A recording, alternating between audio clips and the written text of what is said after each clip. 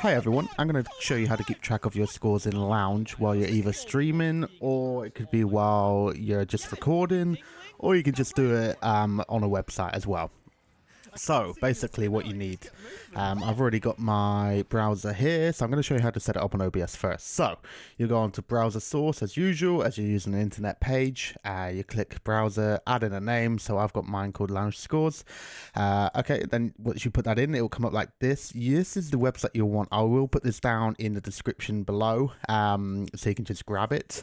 It's a website that's all in Japanese. I believe on your browser page you can change it to English to translate it. You know what? I will quickly show you right now what it looks like as a website rather than just on this OBS preview. Alright, okay, this is the website. You have two variations here. This has gone to a really funky size simply because when I copy and pasted it there, it was from the overlay. So you have an overlay website and you also have a website for the actual browser. I'll leave a description of, I'll leave both in the description, sorry, underneath the, in the description. One for the overlay and one for the website version. So if you want to get to the website version, you just knock that back, take off the overlay at the top, and then you'll get to this version of the website. Alright, so this is a pretty simple site. It uses obvious coding, but the only slight problem you'll run into is obviously it's in Japanese.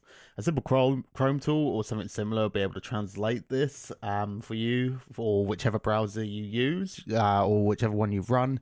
Should do the same thing. Mine usually does, but for some reason it hasn't come up. So we're just going to roll with it like this.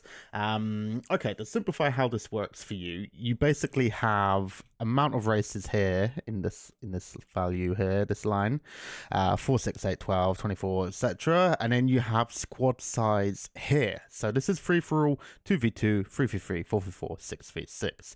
And underneath, obviously, you've got your tags. So you just type in your tags. Under here, you'll type in your abbreviation. This has to be a one letter, sorry. So if you've got a tag of like 4 letters, you just put the first letter. I always do. If it is in capital letters, make sure you then type capital letters down here. If it's lowercase, then exactly the same. All right, okay. So let's run through this. Let's do 2v2, 12 races. That's the most popular format. I've already got it set up on those there. So you've got your tags in and whatnot. So if you want to fill in the spots, I've already done it for one race here, but you just type in your abbreviation. So say YQ got first, you type in YQ.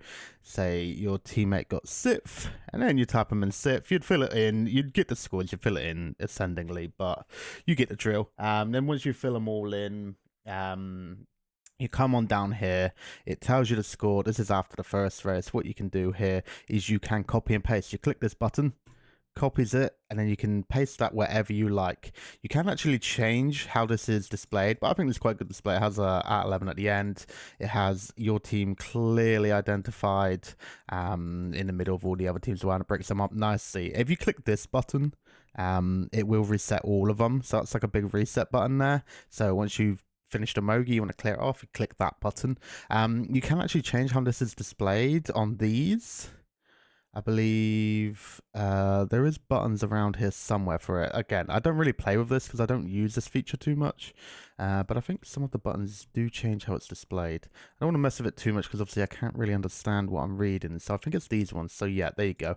You can just choose the display of how your team is displayed on the end here. I'm just going to play around with it so you guys are aware, and you can change the way the hashes are between the teams. Okay, that's pretty simple stuff. What's that saying? That's the one at the end. Okay, interesting. I'm pretty sure if you click these it does something too.